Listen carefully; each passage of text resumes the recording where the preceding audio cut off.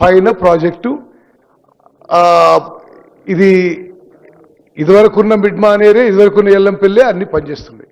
మీరు కట్టిన water source కోసం కట్టిన మేడిగడ్డ అన్నారం సుందిల్లా బ్యారేజీల విషయంలో మీరు ఎక్కడనో ఒక లైన్ తీసుకొచ్చి మధ్యలో చదివినట్టుంది, కానీ చాలా స్పష్టంగా నేషనల్ డ్యామ్ సేఫ్టీ అథారిటీ మీరు ఏమనుకున్నా సరే, మీకు ఇష్టం లేకుంటే సుప్రీంకోర్టు జడ్జి మంచోడు కాదు, ఎన్డీఎస్ఏ మంచిది కాదు, ఇంకోళ్ళు మంచిది కాదు అంటే అది అట్లా కుదరదు. భారతదేశంలో కొన్ని సంస్థలు ఉన్నాయి, కొన్ని కాన్స్టిట్యూషనల్ బాడీస్ ఉన్నాయి. ఆ constitutional bodies statutory bodies formed as an act of parliament.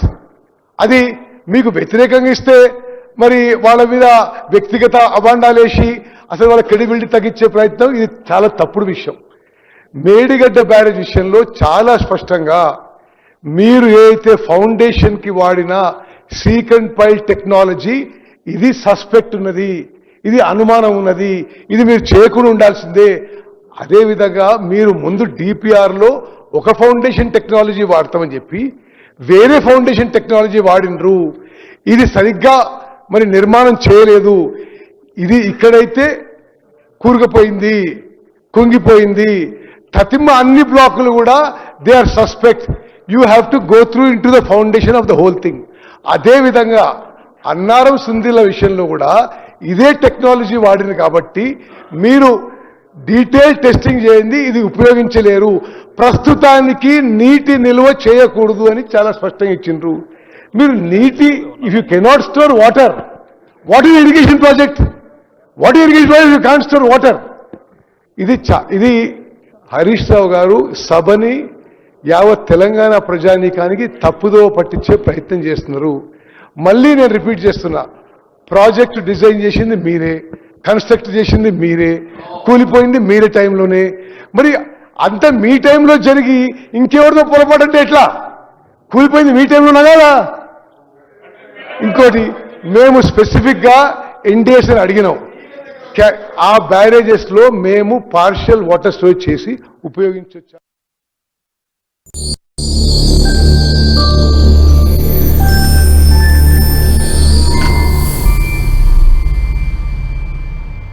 నేను రోజు టౌన్కు వెళ్లి పువ్వులమ్మొస్తుంటాను. రాను పోను ఖర్చులే ఎక్కువ అవుతుండటంతో చాలా ఇబ్బంది పడుతున్నాను. మా అమ్మ ఊళ్ళో ఉంటుంది. వారానికి ఒకసారి వెళ్లి అమ్మని చూసి రావాలనుంటుంది. కానీ బస్ ఛార్జీలు ఖర్చు ఎక్కువ అవుతుందని నెలకో 2 నెలలకోసారి వెళ్లి అమ్మని చూసొస్తూ ఉంటాను. ఎన్నికల్లో ఇచ్చిన సూపర్ 6 హామీల్లో భాగంగా స్త్రీ శక్తి పథకాన్ని ప్రారంభించింది కూటమి ప్రభుత్వం.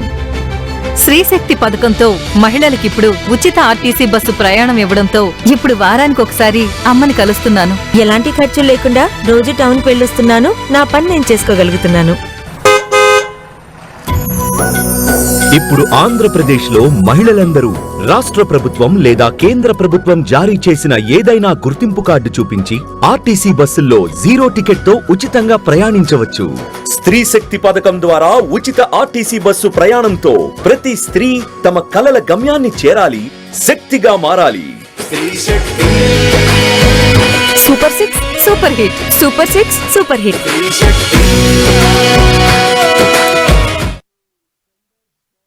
ఒకటి మేడిగడ్డ. ఆ మేడిగడ్డలో 85 పియర్స్ 7 బ్లాకులు ఉన్నాయి. 7వ బ్లాకును పునర్నిర్మించడం ద్వారా ఈ ప్రాజెక్టును ఆపరేషనలైజ్ చేయొచ్చని ఎన్డీఎస్ఏ చెప్పింది. మొత్తం మేడిగడ్డ బ్యారేజ్కి అయిన ఖర్చు ఎంత? ఓ 4,000 కోట్లు. దాంట్లో 20% జీఎస్టీ, సీనరేజ్ ఛార్జెస్, ఐటీ గీటీ పోతే 1000 కోట్లు దానికే పోతుంది. గేట్లకు ఒక 700 1000 కోట్లు పోద్ది. ల్యాండ్ ఎక్విజిషన్ కో 200-300 కోట్లు పోతుంది. ఇంకో 400-500 కోట్లతో నదికి ప్రొటెక్షన్ వాల్స్ కట్టినాం. సో ఆల్ టుగెదర్ కాంక్రీట్ కు బ్యారేజ్ కు అయితే 1500 కోట్లు 2000 కోట్లు కావచ్చు. దాంట్లో 7 బ్లాకులు. ఇంకొక బ్లాకు మనం తీసి కట్టాలంటే మా అంటే 300-400-500 కోట్లు ఖర్చు అవుతుంది. 300-400 కోట్లతో రిపేర్ చేసి ప్రజలకు నీళ్లు ఇచ్చే అవకాశం ఉంటే ఇంత రాజకీయం ఎందుకు, ఇంత రాద్ధాంతం ఎందుకు? ఒకటి.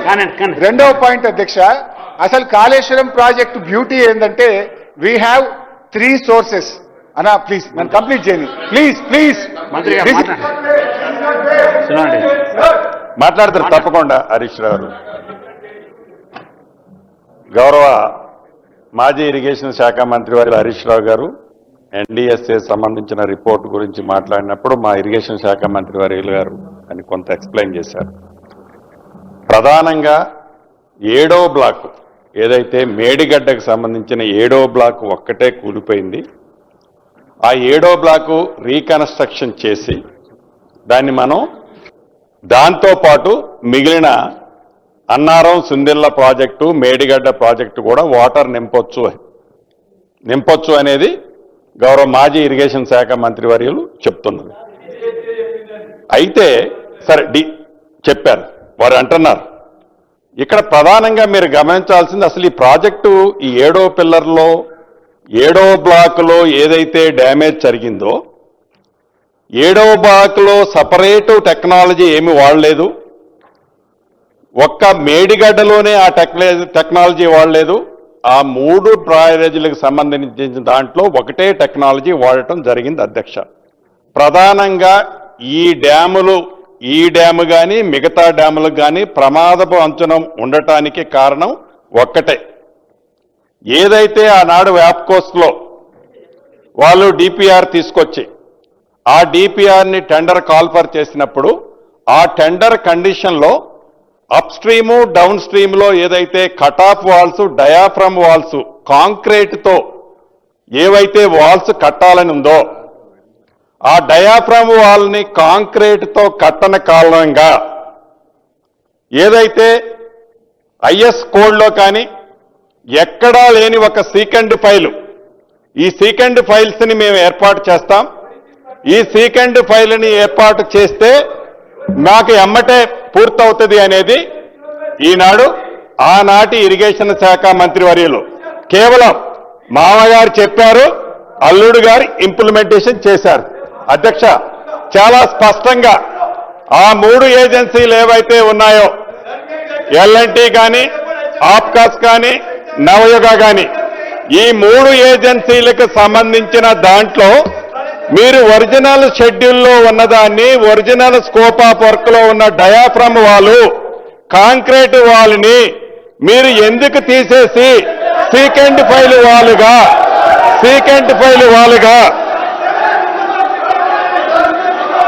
అధ్యక్ష సీకెండ్ ఫైల్ వాలుగా మీరు చేంజ్ చేశారు. దానికి హరీష్ రావు గారు వారు మీటింగ్ పెట్టినప్పుడు హరీష్ రావు గారి ఆదేశాలనుసారము హరీష్ రావు గారు ఆనాటి ఇరిగేషన్ శాఖ మంత్రివర్యులు హరీష్ రావు గారి ఆదేశానుసారం మేమేదో కన్వర్ట్ చేస్తున్నామని ఆనాటి కౌశిక్ రెడ్డి గారు హరీష్ రావు గారు దాన్ని సీకెండ్ ఫైల్ గా చేంజ్ చేయమని చెప్పితే మేము చేంజ్ చేయండి అనేది ఆప్కాన్స్ కంపెనీ వాళ్ళు ఆనాడు చీఫ్ ఇంజనీర్కి లెటర్ పెట్టింది ఇది అధ్యక్ష. దాన్ని బేస్ చేసుకొని ఏదైతే డయాఫ్రమ్ వాల్ ఉందో ఏదైతే కాంక్రీట్ డయాఫ్రమ్ వాల్ ఉందో ఆ కాంక్రీట్ డయాఫ్రమ్ వాల్ కట్టని కారణంగానే ఏదైతే రాఫ్ట్ 5-5.5 మీటర్లు కట్టి both sides diaphragm wall concrete వాల్తో కట్టి ఉంటే ఈనాడు ఈ కాళేశ్వరం కానీ ఏదైతే 3 డ్యాములకి ఈ ప్రమాదం ఉండేది కాదు. దీన్ని ఎవరి సొత్తు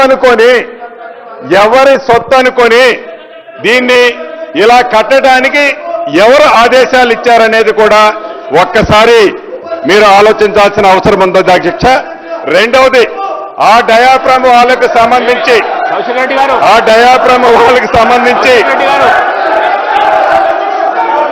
ఈ సీకెండ్ ఫైల్కి సంబంధించిన దాంట్లో ప్రధానంగా ఆనాటి మంత్రివర్యులు తప్పకుండా బాధ్యులు వీరు అధ్యక్ష. అదే ఆ రిపోర్ట్లో గోస్ కమిషన్ రిపోర్ట్లో ఇవ్వటం జరిగింది అధ్యక్ష. ఈ సీకెండ్ ఫైల్ అనేది ఈ పెద్ద రివర్స్ ఏవైతే ఉన్నాయో ఏదైతే ఈ బ్యారేజీలు ఏవైతే ఉన్నాయో ఈ బ్యారేజీల్లో ఈ రాష్ట్రంలోనే కాదు ఈ దేశంలో ఇంత పెద్ద ఎత్తున ఈ సీకెండ్ ఫైల్స్ తో కట్టిన డ్యాములు కానీ అదే రకంగా బ్యారేజీలు కూడా లేవు అధ్యక్ష. ఏ టెక్నాలజీ లేదో ఆనాడు ఆ మీటింగ్ పెట్టినప్పుడు ఆ శాఖ మంత్రివర్యులుగా ఉన్న హరీష్ రావు గారు ఆనాడు CDOగా ఉన్న వాళ్ళని ఇతరత్ర ఏమి జరిగిందో వారు ప్రత్యక్షంగా ఘోష్ కమిషన్ ముందుగా చెప్పడం జరిగింది అధ్యక్ష. ఆనాడు అధికారులు కానీ ఆనాడు కాంట్రాక్టర్లు కానీ ఎవరిది ఏముండదు అధ్యక్ష. మామగారు చెప్పారు, అల్లుడు గారు ఇంప్లిమెంట్ చేస్తారు. ఈ రెండిటి సబ్జెక్టు తప్ప ఆ డ్యాము మిగులుద్దా? అసలు మనం టెక్నికల్ గా మనకి ఏముంది? ఏదైతే అధికారులు ఇంజనీర్లు టెక్నికల్ గా చెప్పేదాన్ని మనం ఎందుకు ఆచరించట్లేదు అనేది మిస్ అయింది అధ్యక్ష. మీరు చూశారు అధ్యక్ష, ఈ మేడిగడ్డ బ్యారేజ్ దగ్గర కూడా ఏదైతే 7వ బ్లాక్ కూలిందన్న దగ్గర ఫామ్ హౌస్ లో ఏదైతే కేసీఆర్ గారి ఫామ్ హౌస్ లో ఒక పెద్ద బావి ఉంటుంది అధ్యక్ష, 2 ఎకరాల్లో అంత పెద్ద పిట్టు ఇక్కడ పడ్డది అధ్యక్ష.